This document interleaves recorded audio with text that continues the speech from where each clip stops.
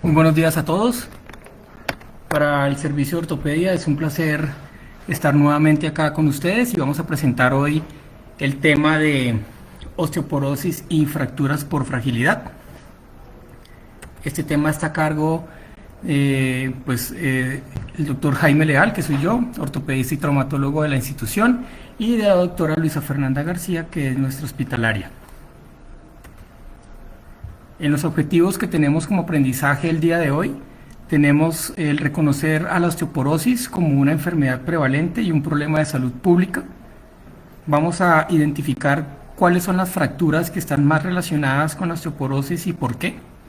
Y por último, vamos a exponer algunos temas y algunas conclusiones y datos que tenemos sobre el programa de fracturas de fragilidad de la institución, cuáles han sido hasta el momento nuestro alcance y cuáles son el alcance futuro que tenemos previsto para nuestro programa. Estos son los pacientes que estamos viendo usualmente, que estamos viendo de forma más común y más prevalente en los últimos años. Pacientes como Isabel, de 80 años, que se tropieza al bajar un escalón desde la sala a la cocina. Pacientes como Manuel, de 72 años, que va a la consulta con el geriatra porque se encuentra una deformidad en la muñeca izquierda. Como Azucena, de 83 años, que ya fue operada de una fractura en el fémur proximal, pero se cae jugando con el nieto, se fractura por debajo de la placa. O pacientes como Marta, de 75 años, que no ha tenido ningún trauma, que no ha tenido ninguna fractura, pero desde hace 2 años siente que está un poco más encorvada y sus hijos dicen que ha perdido altura. Todos estos son pacientes que de entrada estamos pensando en que tienen fracturas por fragilidad con una osteoporosis de base. Esta es una paciente, vamos a llamarla Luisa. Esta paciente Luisa tiene 58 años, es una paciente que es fumadora, tuvo su menopausia a los 52 años, una paciente sin comorbilidades y estando en el jardín haciendo labores normales de su día a día, se cae desde su propia altura y presenta una fractura del radio distal. Esta paciente es llevada a osteosíntesis, manejo convencional por parte del servicio de ortopedia, se inmoviliza, se rehabilita y se va para la casa. Sin embargo, Luisa vuelve 8 años después, en este momento ya tiene 66 años, se queja de un dolor de inicio súbito en la espalda, no refiere trauma, en este momento ya es hipertensa, evolucionó muy bien de su fractura del radio distal, tiene movilidad completa y se encuentra en las radiografías de columna una fractura de L2 y esta fractura se decide por parte de los servicios de neurocirugía y de ortopedia, los encargados de columna, se decide dar un manejo conservador. En este momento se decide enviar para la casa y dar un manejo con calcio y vitamina D. Sin embargo, 5 años después, Luisa vuelve, en este momento ya tiene 71 años, se cae al tropezar con una alfombra mientras iba al baño, es hipertensa, se le diagnosticó diabetes y además empieza a tener disminución de la agudeza visual. Lo que se evidencia es una fractura intracapsular de la cadera izquierda, que pues es llevada a artroplastia, un reemplazo total de cadera a los 4 días, y en las radiografías de estudio de extensión de osteoporosis pues se encuentra que ya no tiene una sola fractura a nivel de la columna, sino tiene múltiples acuñamientos de las vértebras a nivel dorsal. Nuevamente se le indica que se vaya para la casa y continúe con calcio y vitamina D. 14 meses después, a sus 73 años, se cae al enredarse con el perro de la casa, es diabética, es hipertensa como ya vimos anteriormente y ya es dependiente para algunas actividades diarias. Presenta una fractura de la cadera contralateral. La paciente nuevamente es llevada a cirugía y se envía ahora sí a consulta ambulatoria por endocrinología. Entonces, lo que estamos viendo con este caso de Luisa no es algo totalmente exótico, es un fenómeno que se llama la cascada de las fracturas. La cascada de las fracturas es un fenómeno en el cual hay una secuencialidad y hay un aumento tanto en la frecuencia de las fracturas como en la severidad de ellas y en el aumento de la morbilidad. Los pacientes que presentan una primera fractura por fragilidad tienen por 2 el riesgo de una nueva fractura en los próximos 5 años. El 50% de los pacientes con fractura de cadera han tenido otra fractura antes, y fracturas como la muñeca, el húmero y las vértebras son predictoras de fractura de cadera y además son predictoras de mortalidad. Pueden llegar a multiplicar hasta por 6 la morbilidad y la mortalidad basal de estos pacientes. Entonces, ¿cómo hacemos para romper esta cascada de las fracturas? Pues tenemos que hacer una intervención temprana en alguno de estos puntos en el cual identifiquemos a los pacientes e iniciar un tratamiento específico para la osteoporosis, que fue lo que no se hizo desde un inicio con Luisa. Seguramente si hubiéramos iniciado un tratamiento, hubiéramos podido detener esa cascada de las fracturas. Entonces vamos a ver algunos conceptos, porque pues es importante que definamos qué es la osteoporosis. Bueno, entonces la osteoporosis, definida por el segundo consenso colombiano para el manejo de la osteoporosis, que salió publicado en el 2018, define esta enfermedad como una enfermedad esquelética sistémica caracterizada por una baja masa ósea y por un deterioro en la microarquitectura del hueso. Y esto además va a tener un aumento correspondiente en la fragilidad ósea y en la susceptibilidad a las fracturas. Entonces vemos que osteoporosis comprende dos cosas. Comprende disminución de la masa ósea y pérdida de la calidad de esa masa ósea. Entonces, además de que tenemos una masa ósea baja, tenemos una masa ósea de menor calidad. Y de forma secundaria, pues vamos a tener un aumento correspondiente en la fragilidad y en la susceptibilidad. Miren que no hablan de la presencia de fracturas, es aumento en el riesgo de presentar esas fracturas. Este consenso está publicado en la revista colombiana de reumatología y es de acceso abierto para todos los que lo quieran consultar. Entonces, vamos a imaginarnos más o menos esto es lo que sucede en la osteoporosis. En la osteoporosis, entonces, pasamos de tener un hueso sano, un hueso en el cual podemos equipararlo a un bosque, en el cual tenemos su vegetación sana con árboles fuertes, a un bosque deforestado en el cual, además de que tenemos menos densidad ósea, lo que queda de hueso es de menor calidad. Entonces, podemos definir que el hueso normal es aquel en el que tenemos una trabeculatura y una calidad ósea de paciente joven. Luego tenemos un proceso de osteopenia, en el cual esta osteopenia, si se dan cuenta, a veces no es tan fácil hacer la diferenciación con la osteoporosis. Y por último tenemos una osteoporosis en el cual se aumenta esa porosidad del hueso, se disminuye la calidad y se aumenta la susceptibilidad a sufrir fracturas. ¿Y por qué sucede esto? Entonces tenemos que la patogenia o el metabolismo del calcio a nivel del hueso, y tratando de simplificarlo lo más posible, pues se va a establecer o se va a dar por una relación estricta entre la función del osteoblasto de producir matriz ósea, la función del osteocito, que es el que está dentro de la osteona formando su estructura del hueso normal, y el osteoclasto con su función de producir esa resorción ósea que va a estimular de vuelta al osteoblasto para que produzca ese hueso nuevo que tenemos todos los días. Digamos, eso es lo que sucede todos los días. Sin embargo, cuando tenemos un hueso con osteoporosis, lo que vemos es que la función del osteoclasto está muy aumentada, y esa resorción supera la capacidad que tiene el osteoblasto para hacer la remodelación ósea. Entonces va a haber una diferenciación y va a haber un aumento de ese gradiente de resorción ósea, y es lo que se produce, y esto es lo que va a llevar a producir la osteoporosis. Para las definiciones, entonces, tenemos que fractura por fragilidad es aquella que se presenta durante la realización de una actividad cotidiana por un trauma mínimo o incluso sin trauma. El ejemplo más común es la caída desde altura propia, pues así suena un poco redundante. Son los pacientes ancianos. Se estima que las mujeres mayores de 50 años o posmenopáusicas y los hombres mayores de 60 años que presentan una fractura realizando una actividad de su vida diaria, que se caen desde su altura, o incluso sin trauma o con traumas muy pequeños, es lo que vamos a denominar una fractura por fragilidad.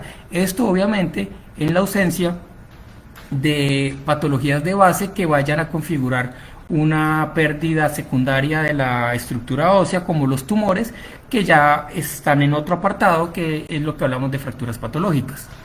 Y una fractura prevalente es aquella que ya existía en la paciente o en el paciente antes del momento de la evaluación clínica, y son aquellas que son hallazgos incidentales y que se aprecian en algunos exámenes imagenológicos, aunque el paciente y su familia no tuvieran conocimiento de ellos. ¿Qué tan importante es la presencia de estas fracturas o qué tanto va a repercutir la presencia de estas fracturas en los pacientes? Entonces, una cosa muy importante, y es que a nivel mundial, y estos son datos de la Organización Internacional de Osteoporosis, se estima que cada 3 segundos una persona se está fracturando y cada segundo un paciente se está cayendo. ¿Y esto a qué lleva? Lleva a que tengan pérdida de su independencia y unas tasas de mortalidades muy altas. Las tasas de mortalidades de las fracturas de cadera, por ejemplo, está alrededor del 30% anual. Y la pérdida de la independencia se estima que los pacientes que presentan fracturas de cadera principalmente, el 80% tienen pérdida de su independencia y solamente el 20% llegan a tener una recuperación completa de su estado previo.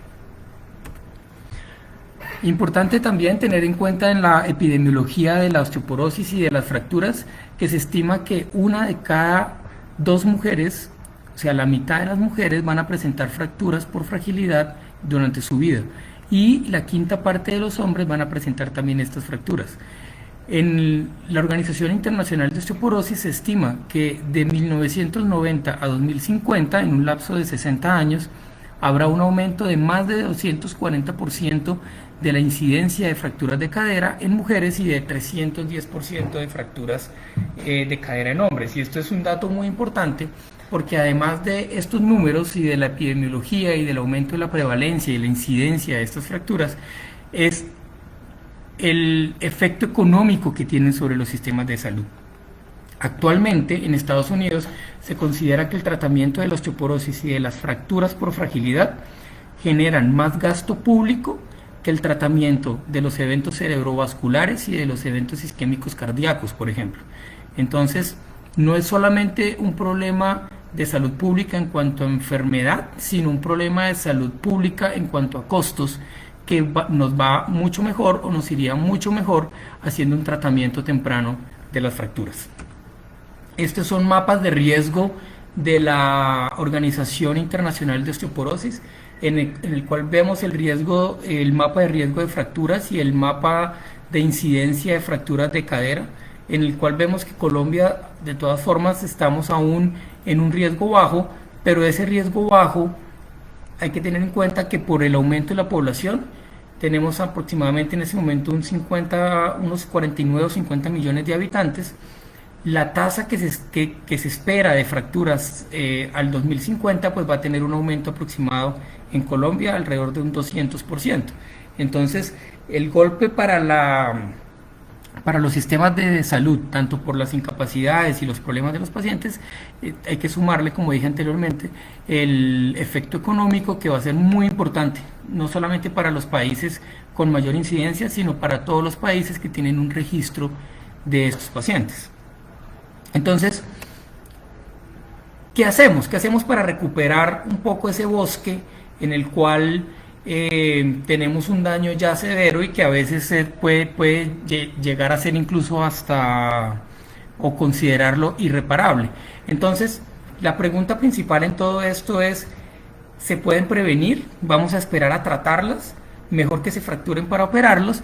Y es que el objetivo es hacer esto, es llevar que ese bosque, que es ese hueso que está completamente afectado por la osteoporosis, vuelva nuevamente a tener, de pronto no vamos a aspirar a que sea un hueso normal, pero que tenga una densidad ósea aumentada y que su calidad y su microarquitectura permita que tenga una fortaleza y una resistencia adecuada para prevenir esas fracturas por fragilidad.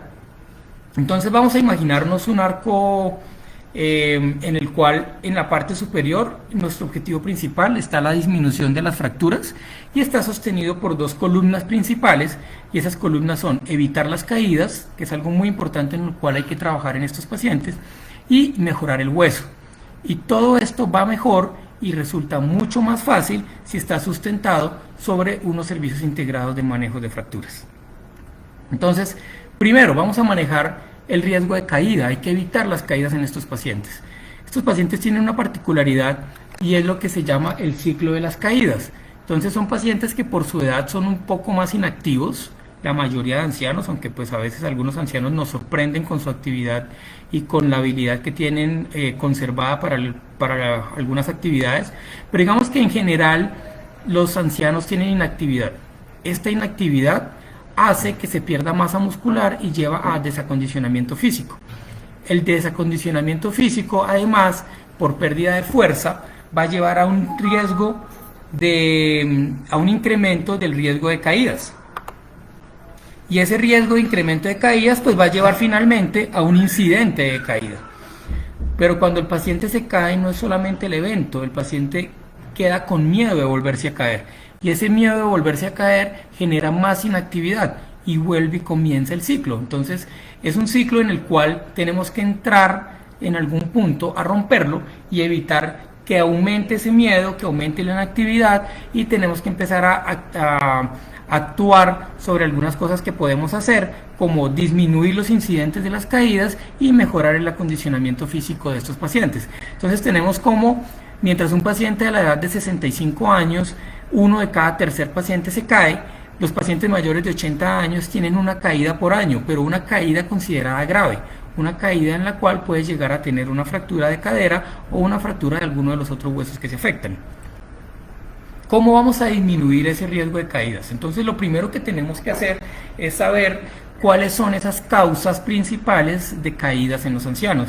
Entonces la causa principal, o una de las causas principales, es la alteración visual que ellos presentan. Entonces son pacientes que necesitamos que tengan controles con optometría y controles con oftalmología, porque en ellos la agudeza visual se va a ver muy disminuida por la presencia de cataratas, por ejemplo.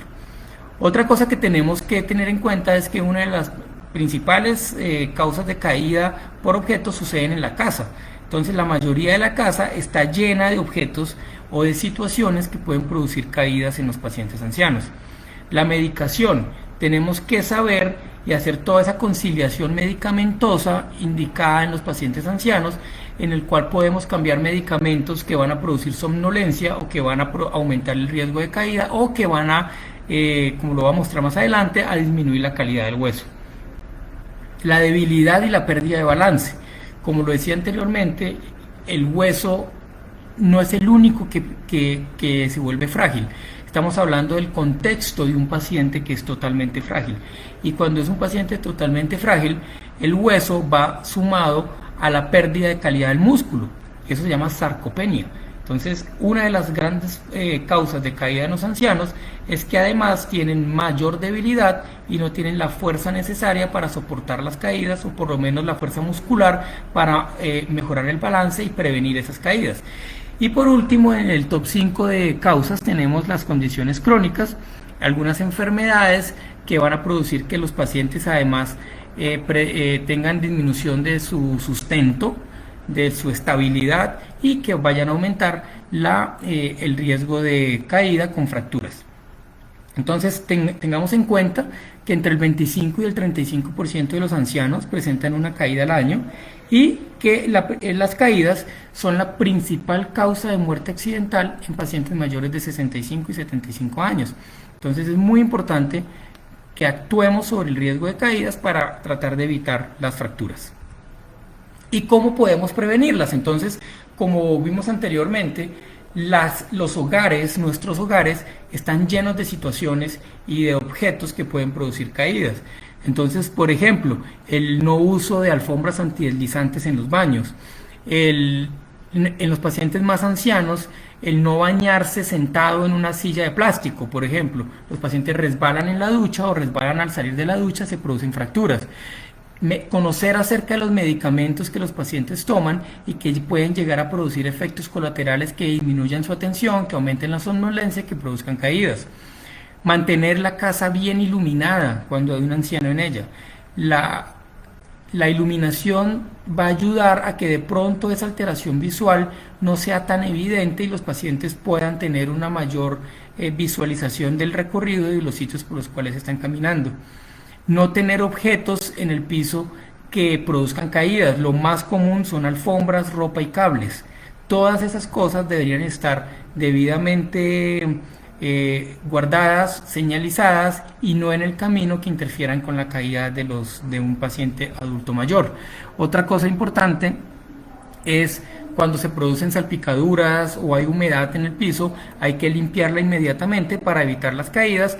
Y algo muy importante, especialmente en los pacientes nuestros que vienen de situaciones o de contextos rurales, y son las mascotas. Las mascotas y los animales de acompañamiento muchas veces en estos pacientes ancianos van a producir caídas porque los empujan jugando o porque se enredan en los pies.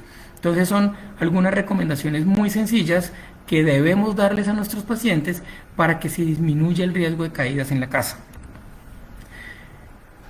La otra columna importante es el mejorar la calidad ósea. ¿Cómo vamos a mejorar la calidad ósea?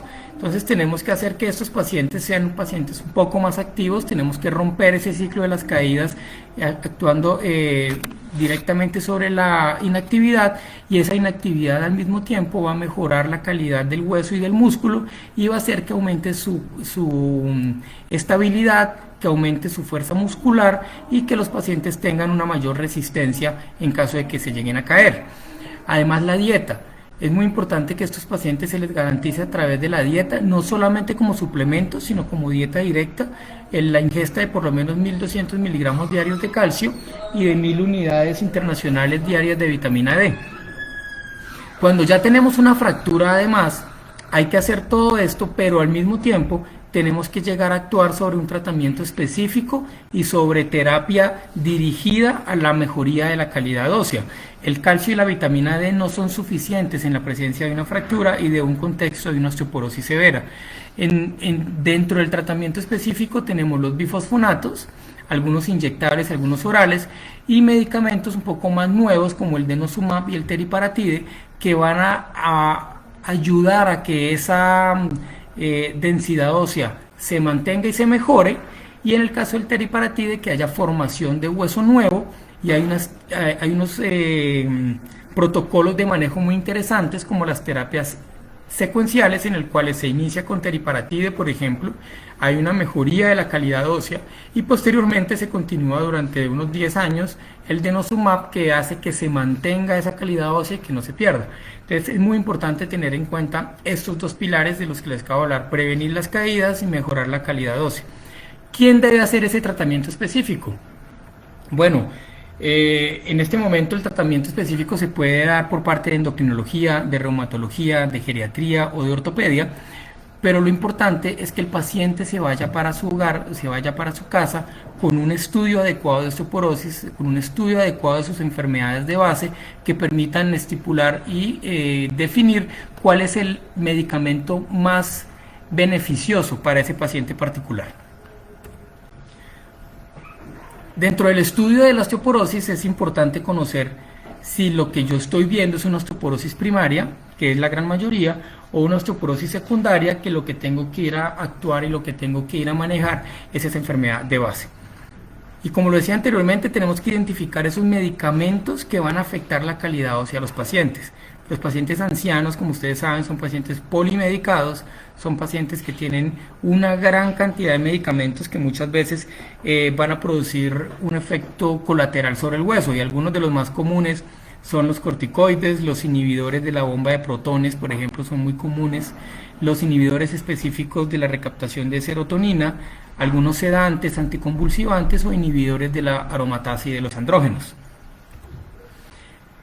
Y todo esto tiene que ir sustentado sobre unos programas o sobre unos planes de manejo de fracturas. Y estos manejos lo que se sugiere en la literatura internacional es que hayan planes integrados y interdisciplinarios en los cuales un grupo de especialistas de diferentes especialidades se van a encargar de actuar sobre estos pacientes, diagnosticando la osteoporosis, estudiando la osteoporosis y tratando la osteoporosis.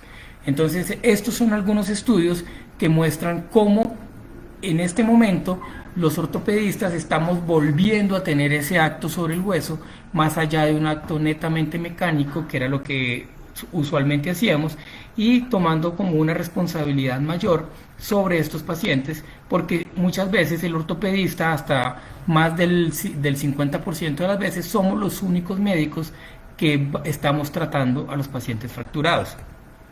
Estos son algunos otros estudios en los cuales se define que el manejo de la osteoporosis como enfermedad y su reconocimiento como enfermedad debería ser tratado de forma conjunta en unidades de manejo interdisciplinario, y cómo el ortopedista está volviendo a tomar ese papel relevante que había perdido y que nos habíamos dejado quitar durante muchos años.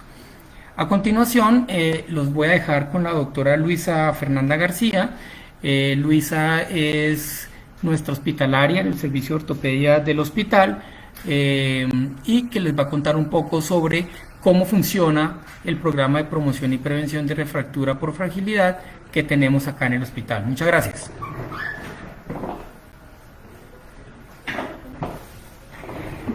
Buenos días, mucho gusto. Soy Luisa Fernanda García, yo soy la hospitalaria de ortopedia desde hace 2 años. Sí, pues vengo a presentarles el programa de promoción y prevención de refractura por fragilidad que tenemos desde el 2016.